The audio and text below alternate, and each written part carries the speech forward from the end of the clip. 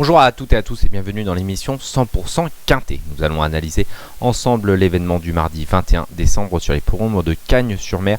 C'est le prix Philippe Laurin, une épreuve qui rend hommage à notre collègue de Paris Turf, Philippe Laurin, qui est parti trop tôt. Il adorait spécialement l'hippodrome de Cagnes-sur-Mer et on a une pensée toute particulière pour sa famille en ce jour qui lui rend hommage.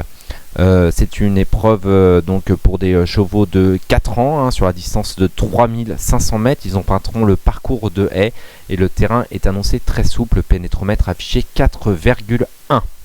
C'est une épreuve qui est assez ouverte avec quelques bases mais surtout beaucoup d'inconnus. Nous allons voir ça plus en détail dans quelques minutes. On passe tout de suite au tableau des partants.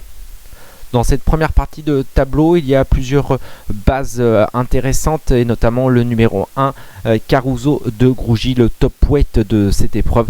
On s'en méfiera tout particulièrement. Il y a également une ligne qu'on va beaucoup aborder quand on va faire le papier avec la ligne de cinétique de Santo Domingo, le numéro 3 et le numéro 4, ainsi que le numéro 7, Alexandre Môme. Dans la deuxième partie de tableau, ce sont plus des outsiders, mais on se méfiera tout particulièrement du numéro 10, Surstan, et du numéro 11, Guépard du Berlay. On passe à notre rubrique, on fait le papier.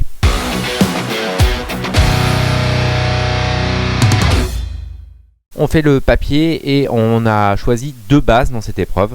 Tout d'abord le numéro 1, Caruso de Grougy, c'est le cheval de classe du lot, lauréat d'un Quintet Plus en mars. Il a encore fait sien un handicap sur l'hippodrome d'Auteuil au mois de novembre. Il est donc en forme. Certes, il va porter beaucoup de poids, 72 kg, ce n'est pas rien dans un handicap, mais il a déjà très bien fait sur l'hippodrome de Cagnes-sur-Mer l'an dernier. Il ne comptait aucune fausse note d'ailleurs sur ce parcours. C'est évidemment la base de la course. Même s'il devra porter du poids, je pense qu'il peut faire sien ce Quintet Plus, d'autant plus qu'il sera entraîné par Yannick Foin, l'homme du betting de Cagnes-sur-Mer. Notre deuxième base dans cette épreuve sera le numéro 3, cinétique. Il est régulier, ce pensionnaire de Julien Mérienne a remporté de belle manière la course référence, celle du début du meeting sur le parcours du jour. Il suffit de répéter cette performance pour faire l'arrivée. On peut lui faire confiance. On n'a choisi que deux bases dans cette épreuve, donc on passe tout de suite aux chances régulières. Là, on a mis un petit outsider, un petit coup de poker en troisième position, c'est le numéro 10, Surstan. C'est deuxième de la grande course de haies des 4 ans en début d'année, donc en janvier sur l'hippodrome de Cagnes-sur-Mer. Après, c'était vraiment très compliqué pour lui. Il n'a pas fait l'arrivée. Il a fait l'arrivée en plat, mais pas en obstacle. Mais bon, voilà, sa valeur réduit à maintenant. Il a été même, on va dire, lâché au poids tout simplement, et ça peut être le jour J, vu qu'il va retrouver son hippodrome. J'ai envie de dire c'est maintenant ou jamais pour lui, donc moi j'ai décidé que c'était maintenant. On lui fait confiance. Ensuite le numéro 9, Halo on Fire, il fait toutes ses courses mais ne gagne pas souvent. Il a terminé 4ème de la course référence. Moi je m'en méfie beaucoup. Attention à lui parce qu'il va donner son maximum. Je pense qu'il ne va pas lâcher dans la ligne droite. Et il peut aller ramasser quelques morts entre guillemets. On passe ensuite au numéro 4, Santo Domingo. C'est un protégé de Sylvain Dehaze. Il est sans doute plus à son affaire sur les parcours coulants. Il avait eu un peu de mal à Auteuil. Il l'a prouvé la dernière fois quand il terminait 3ème de la course référence derrière Cinétique. Il peut se placer et son entourage est en forme, donc je lui fais confiance. Ensuite le numéro 7, Alexander Môme, deuxième de la course référence.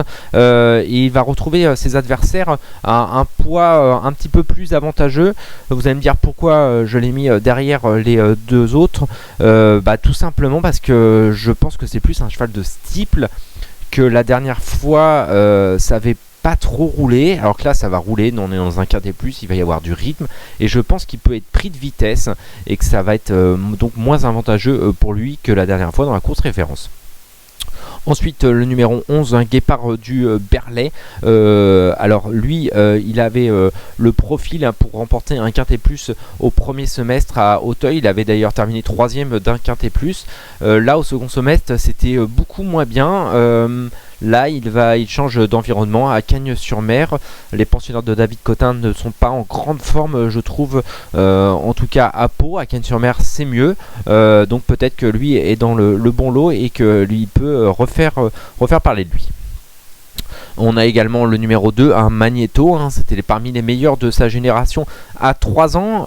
Il a fait une saison 2021 honorable. La dernière fois, c'était pas si mal que ça. L'avant-dernière fois aussi, dans des lots qui étaient supérieurs. Alors certes, il porte beaucoup de poids. Il est difficile de savoir exactement le comportement qu'il va avoir dans un handicap. Bon, c'est un peu l'X de la course.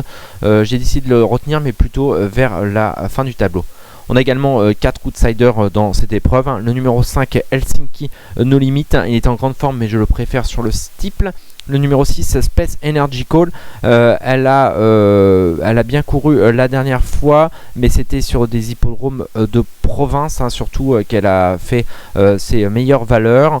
C'est difficile, on l'a appelé James Revelet, c'est difficile de savoir où la placer et j'ai décidé de ne pas la retenir, mais c'est un choix et je vais peut-être m'en mordre les doigts. Ensuite, le numéro 8, Anka, je le préfère en steeple tout simplement. Et le numéro 14, Desgarbado, qui ne fait pas toutes ses courses, mais dans un beau jour, il est capable de se placer. C'est maintenant la rubrique Notre choix et on y passe tout de suite.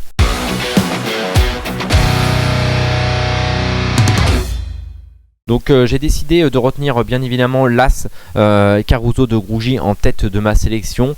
C'est le cheval de classe du lot. Je ne vais pas y revenir. Je pense qu'il va gagner tout simplement ce quintet plus. Ensuite le numéro 3 Cinétique. On est obligé de le retenir sur la ligne de la dernière fois. Il avait bien gagné. Ensuite le numéro 10 Surstan, je pense que comme je disais tout à l'heure que c'était maintenant ou jamais, je pense que c'est maintenant, donc j'ai décidé de le retenir en 3e position. Ensuite le numéro 9 Halo on Fire qui aura peut-être un petit peu plus de chance que la dernière fois, je m'en méfie beaucoup. Et le numéro 4 Sanko Domingo, ce qui donne en chiffres 1, 3, 10, 9 et 4. On passe tout de suite au conseil de jeu. J'ai décidé de retenir le numéro 4 César de Ballon dans la 8e épreuve du programme. Il a 3 bonnes sorties à son actif, il n'a pas gagné, donc je le trouve plutôt bien placé sur l'échelle des valeurs pour son premier handicap. Il sera confié en plus à un apprenti, donc il bénéficiera d'une décharge de 4 kg.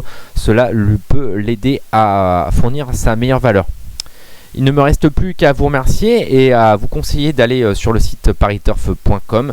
Vous aurez toutes les partants, vous aurez toutes les perfs détaillées. Profitez-en, le site est gratuit. Il y a toutes les infos. Vous allez pouvoir faire le papier de la meilleure des façons possibles. Et on se retrouve bientôt pour un nouveau numéro de 100% Quintet. Bon jeu à tous.